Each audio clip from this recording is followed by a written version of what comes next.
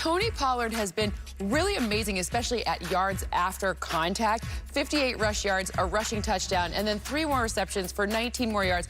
He's your running back 15, but he has upside that could make him all the way up to running back number 3. If only there was no split share there, I think he could be like this monster back, just like all of the other kind of Derrick Henry numbers. But Ezekiel Elliott's still there, so they've got a two-headed threat. Caring is caring. Okay, I heard that we get a mulligan today. Is this true, Rich? Okay, I believe my preseason pick was, let's see, I had the Bills over the Rams, and you had the Bills versus the Packers. You know, I'm going to keep mine. I'm just kidding. I am going Bills versus the 49ers, and I'm going to take the 49ers to win this, baby. What are you doing? Well, I'm going to go the exact opposite of you. I'm absolutely switching my pick to the 49ers and the Bills, which is great. Maybe we've been working together too long. This is where it's starting to think. But I'm going to go the opposite. So I still have the Bills winning over the 49ers. The NFC has obviously been kind of a nightmare. So I think it's going to be interesting to see what happens when it comes down the stretch in that much tougher AFC. Go Jimmy G. Go Christian McCaffrey. Come on. Rich, what are you guys doing? You doing a mulligan as well? Right, yeah. Much was made of our preseason prognostication because all of us took the Bills. All of us took the Bills.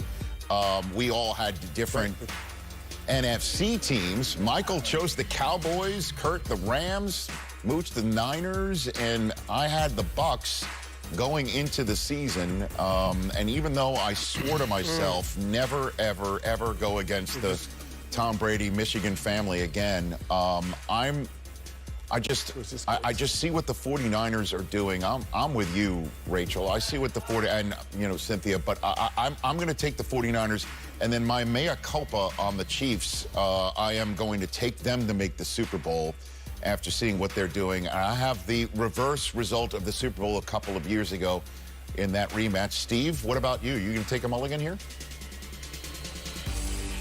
You know what, Rich? I'm not a flip-flopper. I took the Bills. You're just a fence over sitter. The Niners. Yeah, there you go. Okay. Way back. Right. And, and that was before the Niners added Christian McCaffrey. So the game just got a little bit closer. The Niners are going to get back Eric Armstead, and the Bills are going to get back Tre'Davious White. So it's going to be a good game. And I thought about the Chiefs, too. But you know what? The Bills beat the Chiefs, didn't they, already this year? Yeah. So I'm going to stay with, I'm not a flip-flopper, Bills over the Niners. Kurt? Nothing makes me smile more than when the pride that my guys get from the guess that they made in preseason before anybody ever played a game, that it plays out that it could possibly happen at midseason. I don't care about all that. I'm taking the 2 best teams right now that are playing the best football. I am going Chiefs and Eagles in the Super Bowl, with the Chiefs as a slight edge because of their quarterback. Do you think Andy Reid might be sought out to talk about that game a little bit if it's Chiefs and Eagles right there? Wow, that would be pretty wild. What about you, Michael Irvin? Well, I thought Kurt did a fantastic job of dressing that thing up, putting a nice outfit on it and everything. And all he had to do was say, I was wrong before and I want to change mine right now. Coach, just because you and I are sticking with what we have because we could see things. Yes. We are seers. Kurt wants to come in and just instead of just saying he's wrong, he want to douse our right. You can't just take our right. We were right, got 'em all and we were fooled, seers. Irv. And I'm staying with Bills over Cowboys. I'm staying right there. You got them all we were fooled, seers. Irv. That's You right. are so smart before the season starts. So good, so good. I love hearing all the noise and trying to play the game differently than what's made him so great over the last couple years. This guy, came into the year as a Super Bowl favorite, as an MVP favorite. Why? Because he threatens the defense every time the ball is in his hands, whether he's going to make a big play down the field or whether he's going to run you over by taking off with the football. I need that Josh Allen. I do believe he's a confident young man, and he will get that back. But based on what I've seen over the last few weeks, and specifically last week, where he was more tentative than usual, I do have a little concern that all of that stuff on the outside may take him away from being what makes him so special. I thought he was a little tentative as well, but as the game progressed, I thought he snapped out of it just a little bit. It was a tough situation for he and his teammates going in with the snowstorm and the travel and just show up and play, and it was an awkward kind of week. But I really like how the Bills ran the football. You know, you're talking about Devin Singletary and James Cook each running for 86 yards. I like when Josh Allen doesn't have to lead the team in rushing. And on the other side of the ball, they held Nick Chubb, the great Nick Chubb, to 19 yards. In just 14 carries. So when you're a cold weather team and you're playing in December and in the playoffs, you got to be able to run the ball and stop the run, and they did that against the Browns. Right. When you are the one that's being hunted all the time and you're getting the best from everybody, this is what the Bills are going through. Because the Bills are basically a Super Bowl team that hadn't gone to the Super Bowl. We all crowned them champion in the beginning of the year. Everybody picked the Bills. Yeah, I have them to go to the Super Bowl. Josh Allen will be fine. Kurt, absolutely he hears the noise. But this kind of athlete, when hearing the noise, will bring the best out of him. He'll get more angry. He won't play so timid, and he will be fine. The Buffalo Bills will be right there in the Super Bowl with my Dallas Cowboys, just like I predicted. Start this show off with its traditional beginning, which is the storyline and the Thanksgiving storyline. Steve, you'll go first on this one. What's your Thanksgiving storyline?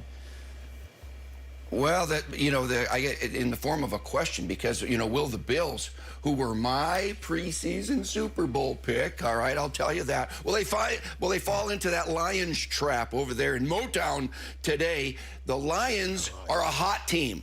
They're a confident team. They've won 3 games in a row. And you know what? The Bills, they were just there. They will play 2 games in Ford Field in 5 days. That's a tough deal. So the story is, hey, can they get up and show us all that they were the are the Super Bowl pick for the AFC? It's going to be a tough game today. And guys, I'm going to go up to Minnesota. And this is a team that 2 weeks ago, went into Buffalo, and it was all about Justin Jefferson and Kirk Cousins making these big plays and bringing them back against a team, as Coach just talked about, that a lot of people felt were a Super Bowl favorite. And so everybody's riding high. They're tied for the best record in the NFC after that game. And then what happens? I know Irv's going to talk about it in just a second, but the Dallas Cowboys went and beat this team down, scoring only 3 points. They got after Kirk Cousins up front. And so on paper, we look at this game today and we go, okay, Minnesota Vikings should win this game. But if there's one thing that the Patriots do really, really well, it's play defense and sack the quarterback. They're number 2 in the National Football League. So I want to see, can Kirk Cousins and company, prime time, only show in town, at that particular time, can they bounce back from that beatdown last week and show us that they deserve to be in the conversation as the best teams in the NFC? And Kurt, I'm so glad that you took care of that one half of it, because I can focus on the Dallas Cowboys. And the reality is, I just want to know who are the real Cowboys. And I think that's the storyline for this week. Is this team the team that lost to Green Bay a couple weeks ago? Or is this team that showed up and dominated the Minnesota Vikings? Gave me almost a perfect game. Gave me cheers. I felt a tear roll down my cheek when I was watching this game. Can you give me this every week? Because that team can beat any team in the NFL. Let's see who the Cowboys are today. And, of course, the services of Odell Beckham Jr. may be on the line as well, since these are the 2 teams that he has been reported and rumored to be interested in most. And the Giants and the Cowboys play each other, as we know, in the middle of this special Thanksgiving Day. Let's now turn to our reporters who are out there in the field and start off with a happy Thanksgiving to you, Stacey Dale. Happy Thanksgiving to Rich and everybody out there. The Detroit Lions have won 3 in a row, and I'm going to go ahead and say it. They are hot because they feel hot. Taylor Decker from their offensive line told me they are giddy with excitement to play in this game with this national stage. Lee McNeil from the defense told me this confidence is growing from week to week in this 3-game win streak. He said it's unexplainable. He also told me that we're playing every game like it's our Super Bowl, and this will be nothing short of that. And for the Buffalo Bills, Mooch just talked about it, a whirlwind, as I spoke with offensive coordinator Ken Dorsey, who just walked past me about last week. Flu, illness went through the team. Then, of course, they were flushed out of Buffalo here to Detroit because of that massive snowstorm. They go back to Buffalo, and in 4 days, they are back on this field. I talked to Devin Singletary from their offense. He said it was organized chaos last week, but something that brought them closer together and galvanized them. They'll need that today against Detroit. Right now, we go to Arlington and Jane Slater. Jane, take it away.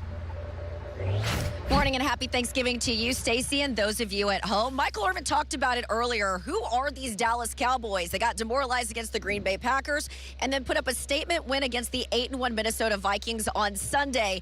We caught up with Micah Parsons in the locker room.